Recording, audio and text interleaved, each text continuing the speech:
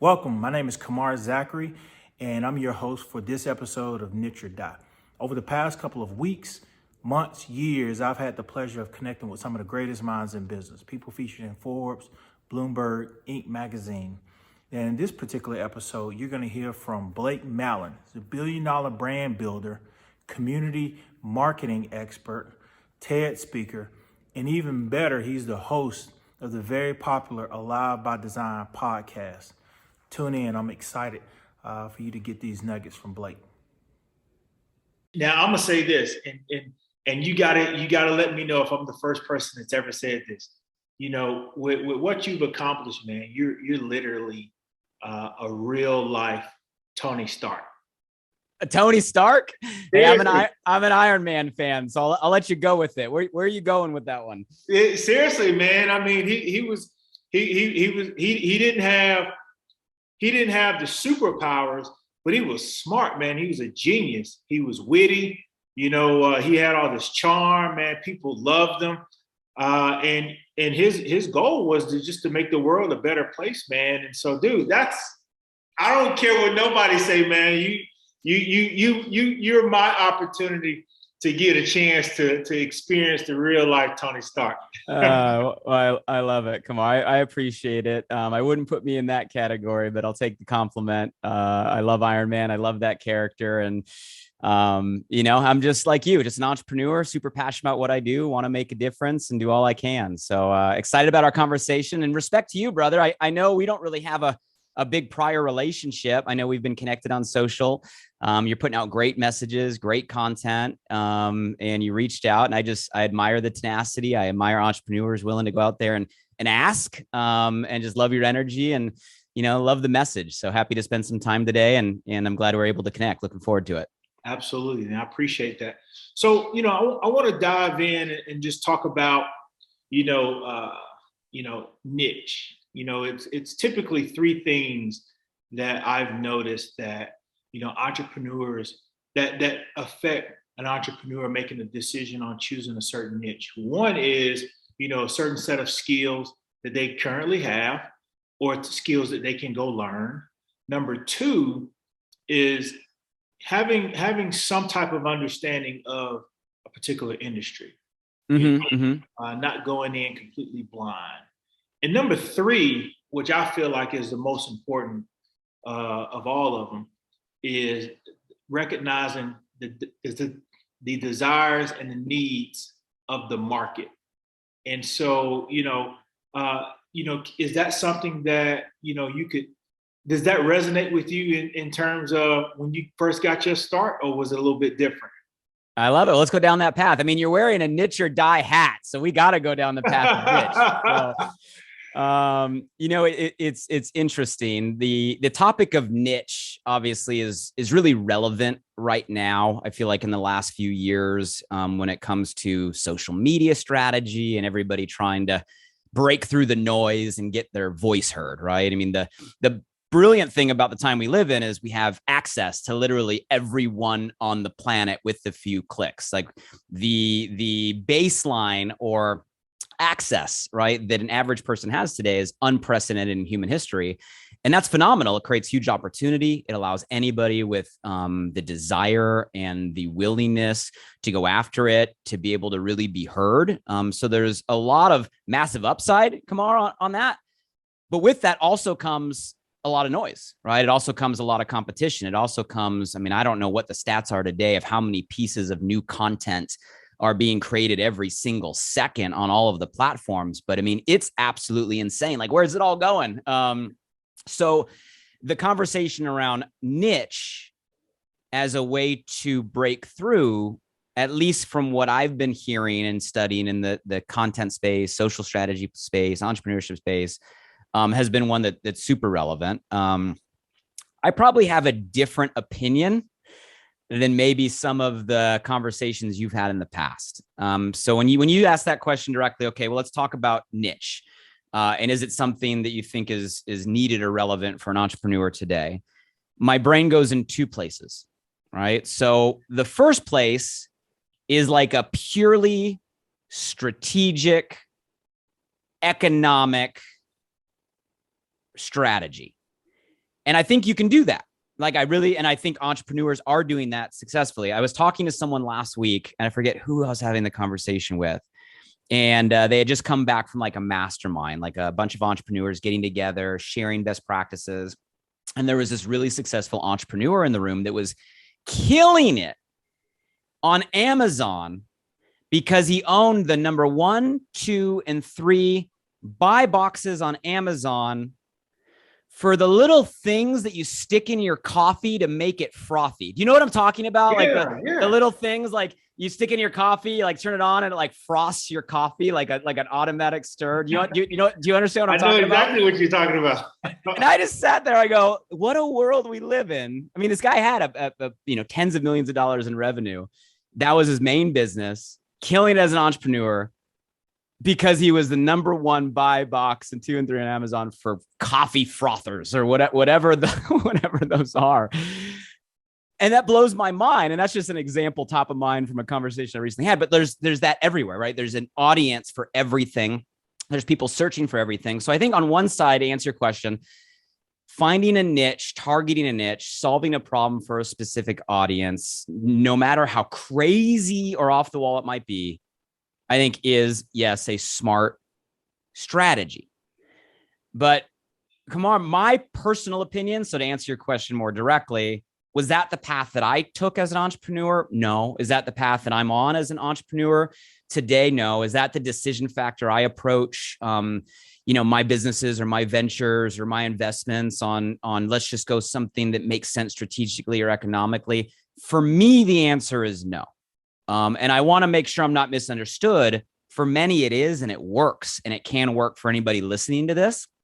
But for me personally, I'm been built in a way that I don't know about you, but I have to believe in what I'm doing. I have to be passionate about what I'm doing. I got to feel like what I'm doing is making a difference beyond me. And if it's more just doing it for an economic result, right, or an outcome, I may get the outcome, but I don't get the fulfillment. Like I don't get the feeling. I don't get the alive factor that I think why a lot of people become an entrepreneur. It's not just the numbers in a bank account. It's the feeling of fulfillment, right? It's the feeling of living. And that's probably why you do what you do and why we're having this conversation. So long-winded answer to your question, I think niche is a smart strategy. I think you can look at it purely from how do you dominate a space and serve a market? But for me, it's always been something greater. It's how do you do that in a direction that's more in alignment with what taps into, I call it you're meant to. And it's just a term that I use. And what I mean by you're meant to is like what you're meant to do, who you're meant to be. So I don't know if that answers your question. I guess those are the 2 thoughts that instantly come to my mind when we have the niche conversation. Super relevant. I know people that have success purely looking at it like a strategy, but for me, it's got to be about something more. It's about finding that intersection of you're meant to that also meets the needs and you can become successful. I don't know if that makes sense. Yes, absolutely. It does. It does. So let me ask, I was introduced to you through the network marketing space. That's when I first heard your name. That's when I first, start, having a chance to follow your journey. What led you to, not now. So for those of you who are watching, most of us, we know someone who has been involved in network marketing. Most of us know someone that has had a lot of success in network marketing, being, top earners, standing up on the stage, sharing their journey. This gentleman actually, founded a network marketing company, which is, I have so much admiration and respect because, that industry, that profession is a huge blessing to me and my family and a lot of friends in my inner circle. And so I want to ask you about that. What led you to, planting your flag in that space? Yeah. Well, what led me to it was an AOL instant message. Do you remember? Are you old enough to know AOL instant message? Come on, do you remember this? Absolutely. This is where I'm going to date myself. I just woke up yesterday and welcomed 41. So yesterday was my 41st birthday. 2/2/22, which kind of a cool date. I think it's going to be an awesome year. Yeah. Hey, and numbers I like aligned. Numbers aligned. So I date myself here, and I know maybe some of the audience that listens to this might not remember AOL IM. But yeah, all seriousness, Kamar, was literally that. I was a freshman in college, going to school at UCSD, UC San Diego. No entrepreneurial upbringing at all. Never an idea, not even a thought. I'm the son of a really public service parents. My mom was an educator, so a teacher, counselor, and principal, so academic. And my father, lifelong law enforcement. Okay. So, very, very traditional upbringing. So the concept of like business, entrepreneurship was totally novel. And was sitting in my dorm room late one night, got an AOL instant message from not even a close friend, an old high school acquaintance that literally said, "Hey, you want to make some extra money?" And I said, "Sure." Literally, that was my reply. He said, show up here tomorrow at this time. I said, okay. In hindsight, it's crazy because this is like late at night on a college campus, and what he was talking about could have meant a million things. Yeah. But literally, that was the conversation, like verbatim, that introduced me to the industry. And funny story. I didn't understand network marketing, never seen it, didn't know the concept, but I didn't know where I was going or what I was going to see, so I didn't want to go by myself. So I ended up like right before just going through my dorm room floor and like getting a whole group of people to come to this thing with me with no context. So I walked into my first meeting with like a group of people, like a dozen people. And everybody's like, who's this guy that walked in with all these people? And they thought I was someone special because I showed up with all these people to my first meeting. I had no idea. Like it was something you were supposed to share. And anyway, so yeah, 21 years ago, that was my step into the industry. And, haven't looked back since. I fell in love with the development aspect, the growth, the education, first and foremost. It was the first space that introduced me to like a whole new type of education, like personal growth, financial literacy, like personal development, emotional intelligence, leadership. Like none of that stuff I got in my upbringing, in my school, in my college. So I fell in love with the education. And it's that old story, like you can only surround yourself with the right people for so long before you become like them. And I just started shifting my environment, hanging out and spending my weekends with people that were aspiring for better, growing themselves. And ended up doing really well in the industry. Fast forward, started a company with a couple partners back in 2005. Built that for amazing long haul. Did a couple billion in sales. At one time was the largest weight loss and fitness platform in North America. Sold to a public company, took the brand global, built it across Europe, had a chance to travel, see amazing places, create new adventures. Like literally the industry took me around the world and created experiences I never thought I'd have at my age. And then we ended up actually merging the brand with a bigger company, a company called Prove It, where I'm acting president today, and still on the same journey that that AOL instant message opened the door to 21 years ago, like literally still on the same journey.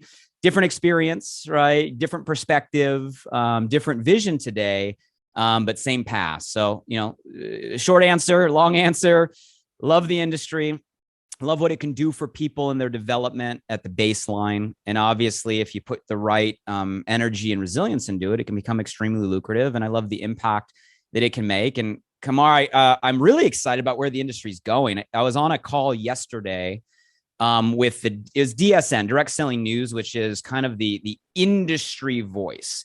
And it was a private call of just CEOs and C-level execs for companies that are all doing at least 50 million a year and above. Most of them are 100 million, plus companies. Really small private Zoom yesterday. And it was a candid conversation just on state of the industry and where the industry is going. And it was inspiring just to see, we use the term network marketing, MLM, affiliate marketing, direct sales, social selling, all these different terms. What's exciting today is you really have a evolution of a bunch of different ideas colliding to like a new model. You got this proven, tried and true network marketing, direct sales structure that's built billions of dollars in companies and success, colliding today with social selling and social media tools and influencer marketing and the rate at which connections were able to share online, like the platforms of today. And what's interesting is you got big mainstream brands, like massive retail brands now kind of like acquiring and merging and mixing models. And it's cool to see the future of business today really becoming these kind of omni-channel transitional brands where it's no longer like one of those things or stuck in a sandbox. It really is a way of the future for people to share things they love with others in a thriving gig economy, side hustle economy, where now more than ever, especially in a post-pandemic world, people need things remote, right? And need things that are versatile in recession or crisis or COVID proof.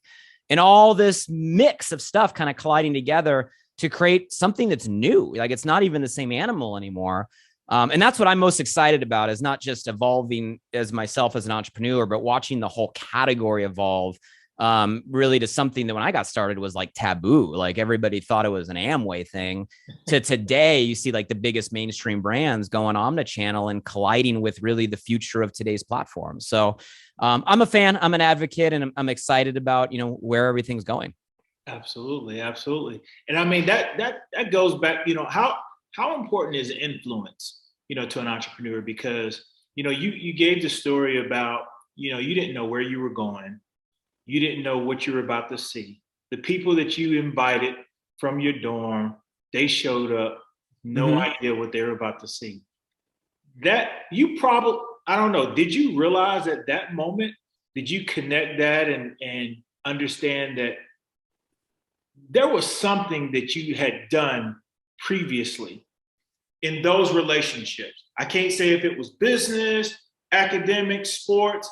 I don't know what it was, but you stood as someone that people respected, they trusted.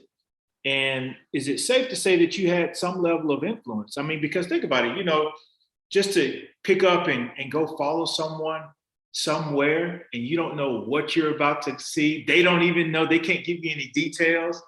And you showed up and, and you probably, that was the beginning of you impacting their lives without them even realizing it. How important is influence to an up-and-coming entrepreneur?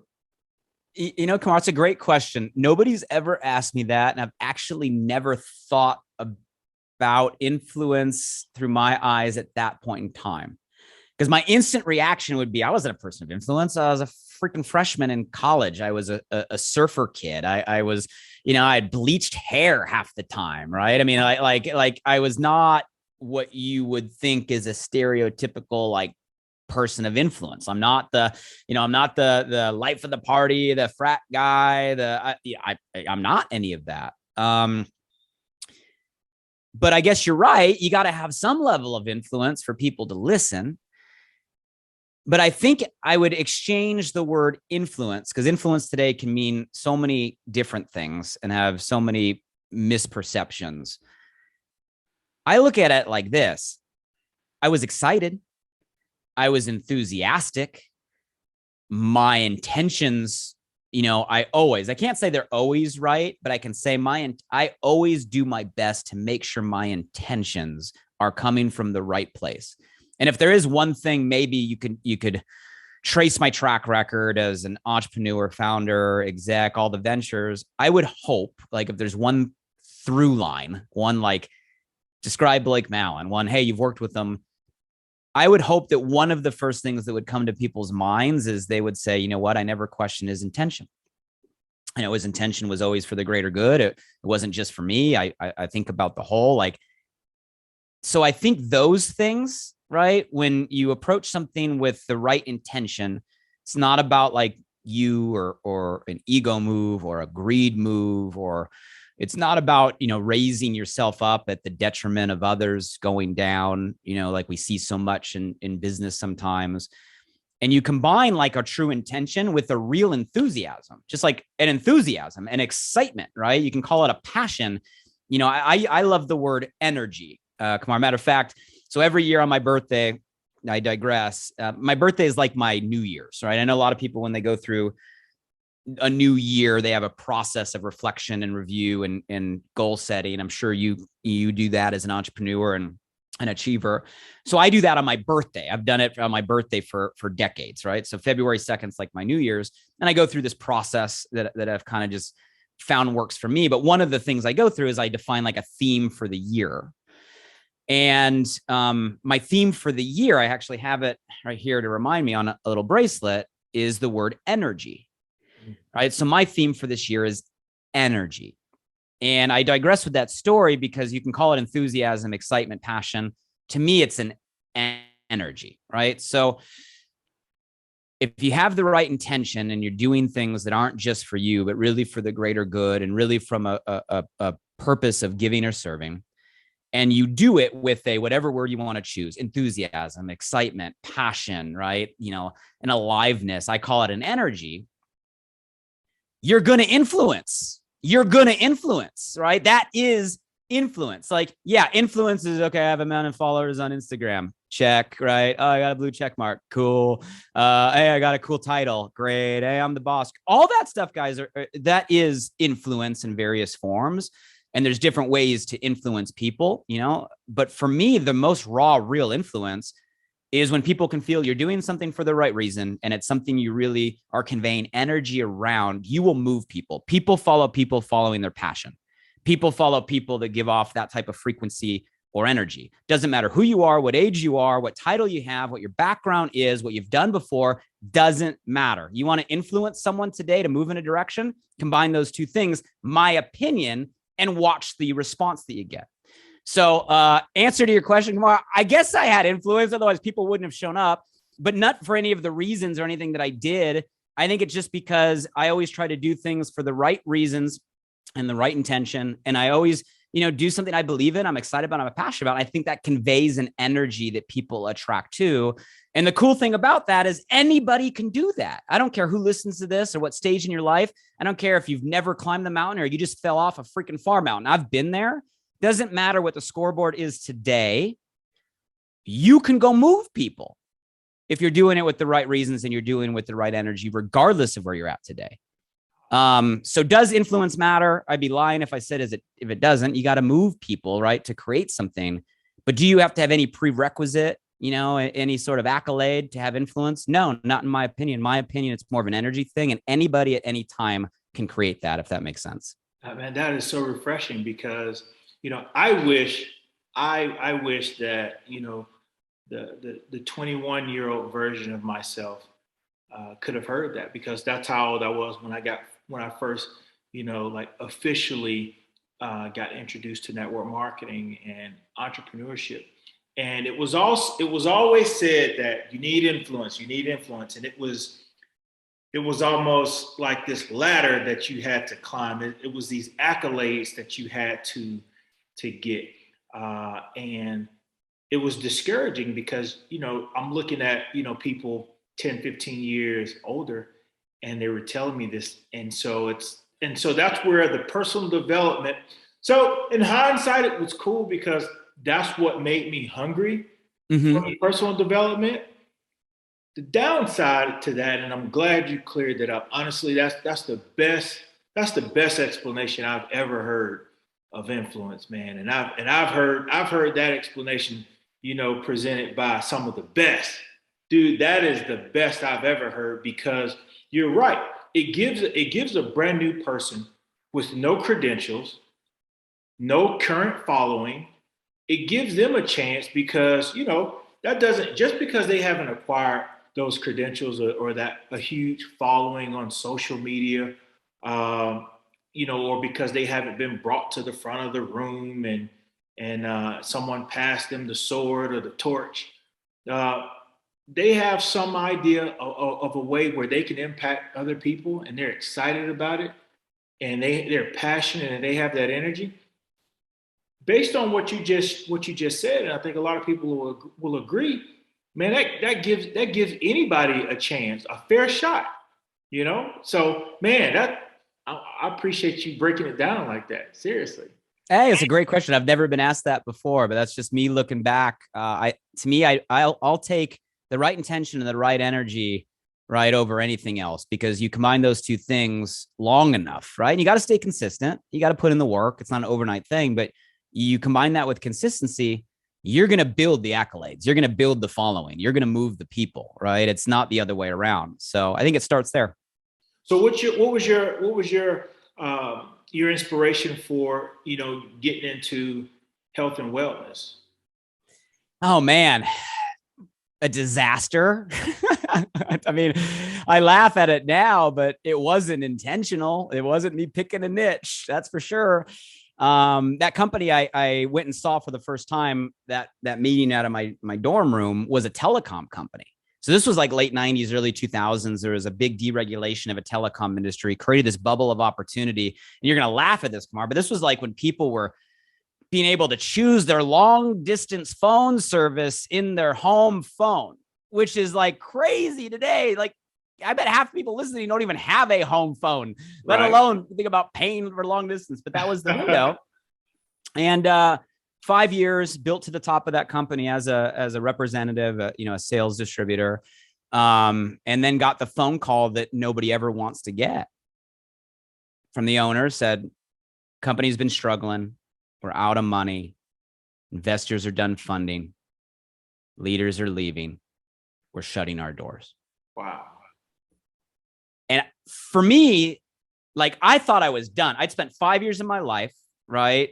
Which doesn't sound like a lot today, but when those 5 years are like, age 19, 20, 21, like that's like a quarter of your life, right? That's like your entire adult life. I thought I was done. I was young, naive, probably too arrogant, thought I was retired. And then through a single phone call, like, it's gone. But it was through what ended up being those ashes of a failed company that myself and my business partners ended up acquiring the assets initially to try to keep the company open. Again, young bravado, right? We'll run the company and run the sales. We'll do it all. I mean, just bravado, ego, arrogance. But all of that came together and we did that. We realized it was broken. The model wasn't going to work. We met a brilliant doctor and spent his life on a product. And we said, we could sell this. We could do it. It didn't make any sense. We had no experience in health and nutrition.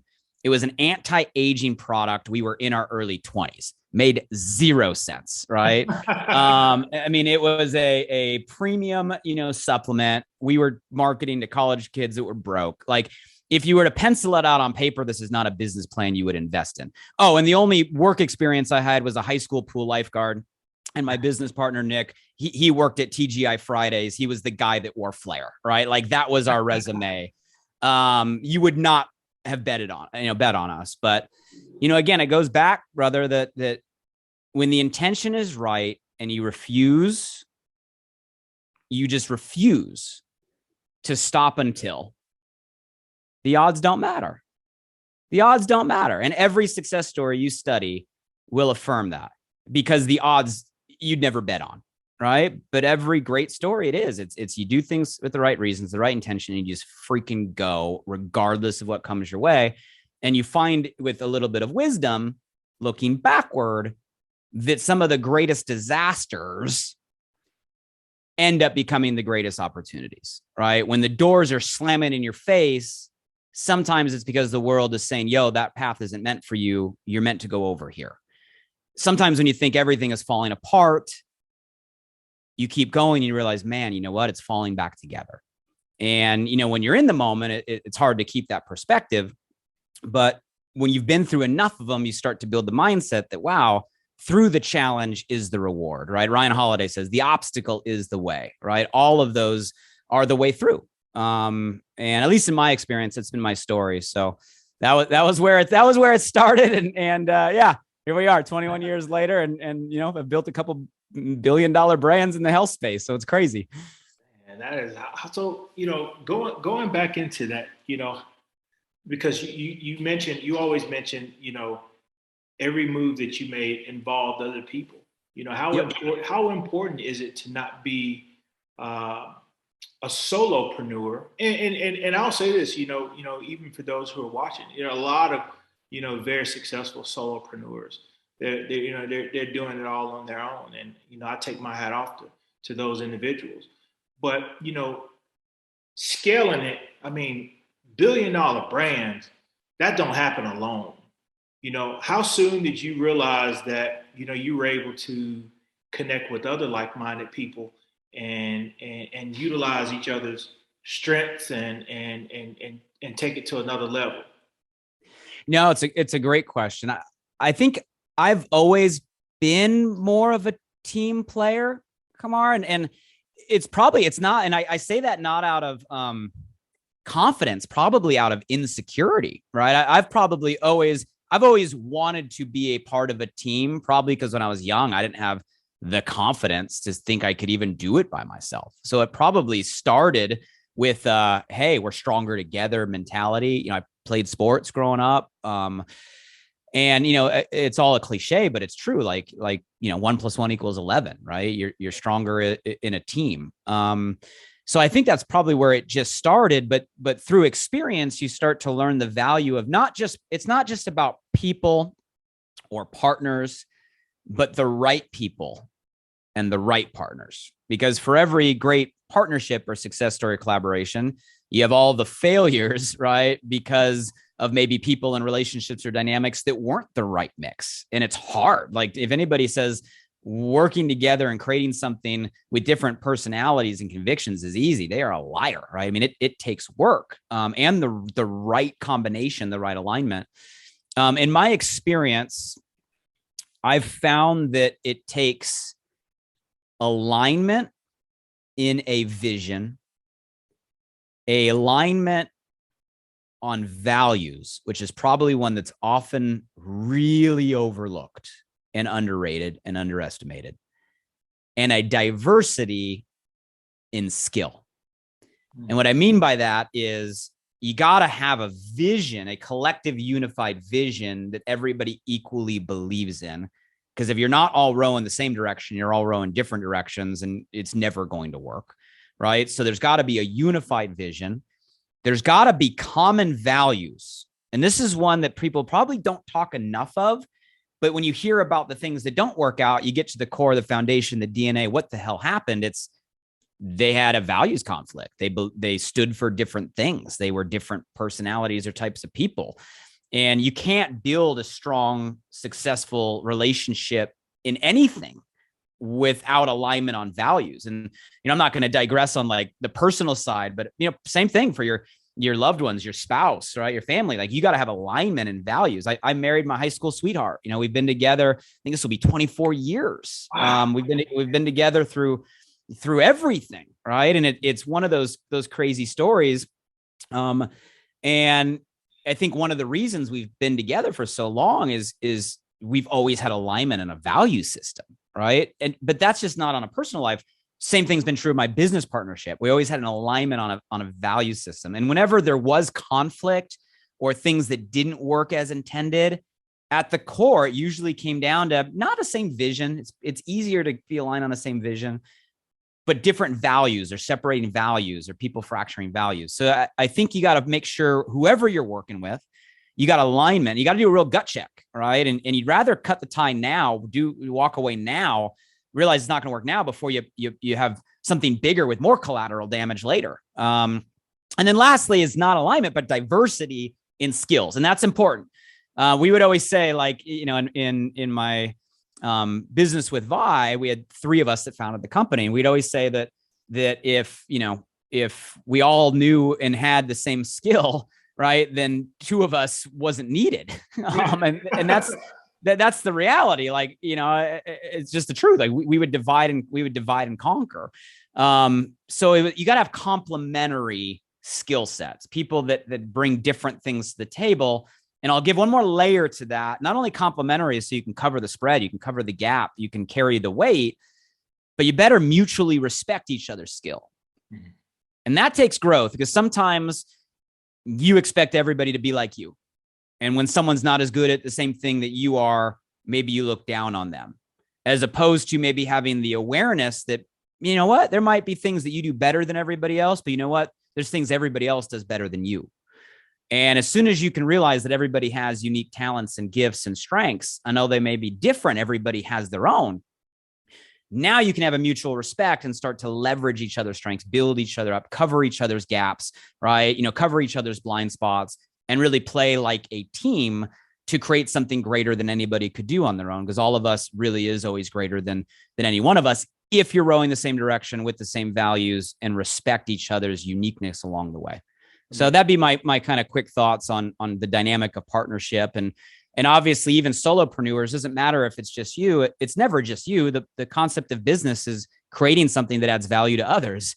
So at the end of the day, even if you're the solopreneur on the entity, on the bank account, well, it still involves others. You're creating something that's going to contribute some way to someone, right? So at the end of the day, that is the nature of business. The value you create will be, the impact you make will be the income you generate, right? So, it's never about us, no matter how much maybe we think it is sometimes. Absolutely. Absolutely. Before I let you go, let me ask this. I realized, and I shared this with you earlier, there's certain things I don't know. Matter of fact, there's a lot that I don't know. And I want to do this, for the viewers, what is it that you see, with your experience that I should be asking you right now that would serve up and coming entrepreneurs, existing entrepreneurs, regardless of their skill level, their experience? What advice would you share that's relevant today? It's a good question. So any entrepreneur, new entrepreneur, big entrepreneur, piece of advice in hindsight, that's the question? That's right. Okay, it's a good one. If you were sitting in my seat and you could ask you the best question. I have 3 thoughts, right? So 3 thoughts that come to mind. First one would be screw supposed to. And what I mean by that is I spent way too much of my life constantly doing what I thought I was supposed to do. And I think too many people fall into the supposed to trap. You're trying to do this because that's how you're supposed to be a good son, or supposed to be a good student, or supposed to be a good employee, or supposed to be a good dad, or supposed to be a good spouse, or supposed to, which is constantly trying to live up to an expectation. And by definition, if you're chasing other people's expectation of you, you are going farther and farther away from what I referenced earlier, like you're meant to, like who you really are and what you're really meant to do. Said more simply, Kamar, is it an easier said than done, but forget what other people think. Forget trying to people please. Forget trying to make everybody happy. Forget trying to fit into the box that everybody around you thinks you should fit in. Screw supposed to. And you'll never get to your potential, my opinion. And you'll never, ever, even if you get money in a bank and success by monetary terms, you'll never get to fulfillment, which I think is another level, happiness, which I think is what you really want, trying to be who others want you to be. So easier said than done, but entrepreneurs out there, hey, especially when you go against the grain, that's what the definition of entrepreneurship is. You're outside the box, and you're going to have, whether it's somebody, whether it's your parents, whether it's your teachers, whether it's your coworkers, whether it's your friends, whether it's your current peer group, they're going to tell you you're crazy. They're going to try to put you back in. Screw supposed to. You do you. So that would be the first thing that comes to my mind. The second thing that comes to my mind would be who you are is not defined by what you've done. Who you are is defined by what you've overcome. Wow. And that one took me a long time to get, because I'm an achiever, right? You're probably an achiever. I bet people listening to this, there's a lot of achievers out there, and the achiever nature is okay, go. The minute we got one trophy, we forgot about it. We're on to the next. We climbed that mountain. It wasn't high enough. What's the higher one? Like, we're always in this nature of like achievement, and it's never enough. And if you stay in that lane too long, you start to associate your own identity, your own self-worth, like your own self-love with what you've done or what you've achieved, which is dangerous, because guys, there's nobody that wins every game for life, like ever. Like, I've had some great streaks, like like back to back to back championship teams, like, but I've also had some horrible seasons, like loss after loss after loss after loss. And I've been on both sides of it, right? So you don't get this when you're on the way up. You only get this after you fall a few times and get back up, where you start to realize that, it's not about the achievement. The achievement doesn't do anything. It's actually what you've overcome. It's actually the shit you came through. It's actually when you got knocked down and tested and kicked and didn't think you could get up, like, but you did. It's actually the falls, right? I say the value's in the valley, not the mountaintop. Like, it's that stuff that actually makes who you are. Because if you're honest with yourself, that's where you actually grow. You don't grow on the victory. The victory is fun. You grow in the valley, right? And that's where you develop a strength and a character and a fortitude and a resilience. And that's where you figure out who you're at. But we have this society that praises and celebrates the achievement, where we really should be praising and celebrating all the shit that people have been through. And I say that now because the last 2 years, it's a lot of shit. Like, we've had to overcome as a human population stuff.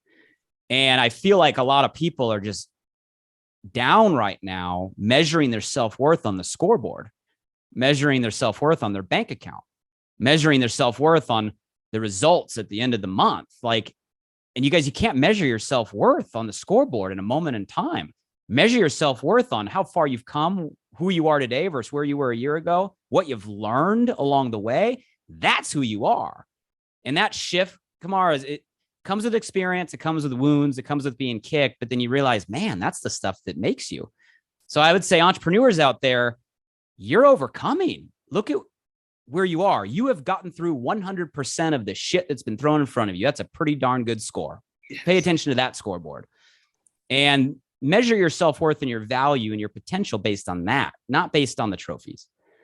And then the last one would be probably just one of opportunity, that right now, today, I believe it is I don't want to make it seem like positive, because what the world has gone through, I don't want to devalue or minimize. Like, we've lost a lot of people. We've lost a lot of loved ones. We've lost a lot of great companies. Like, there has been real damage and trauma the last couple of years. So I don't want to minimize it. It's not all a rose-colored picture. But in that, like I said earlier, the challenge is the way to the reward. The obstacle is the way. I think right now the glass has cracked on a structure that was broken and needed to change.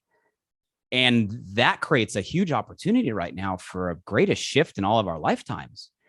Like, right now, there's a greater need, Kamar, than ever before. There's a greater need for solutions, a greater need for income, a greater need for innovation, a greater need for creativity, there's a greater need from people, AKA in business terms, a greater demand in the market, which means there's greater opportunity than ever before in our life. So to entrepreneurs out there, maybe that'd be my message, Kamar, those things. Screw supposed to. Do you. Pursue your meant to. Don't define you by what you've done. Define yourself by what you've overcome, and applaud and honor yourself. It's been a lot. And understand right now, in the midst of turmoil, is the greatest opportunity. Go create, go innovate, go.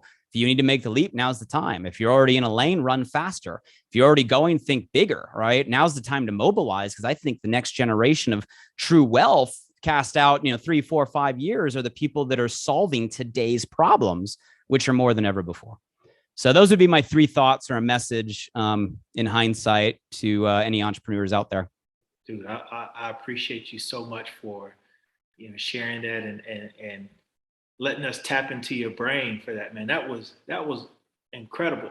If I didn't suck at multitasking, dude, I've already thought about 10 or 15 people that I need to text that to. Like, seriously, man. Seriously.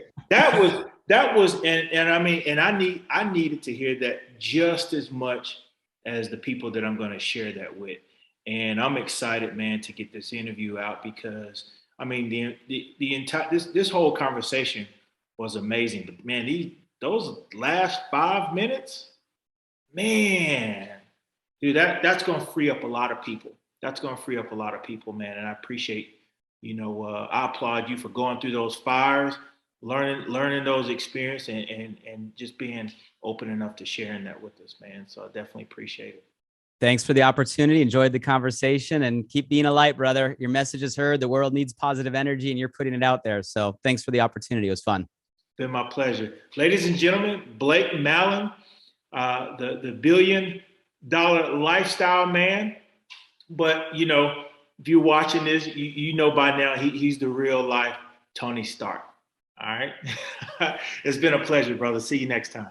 Thanks, brother.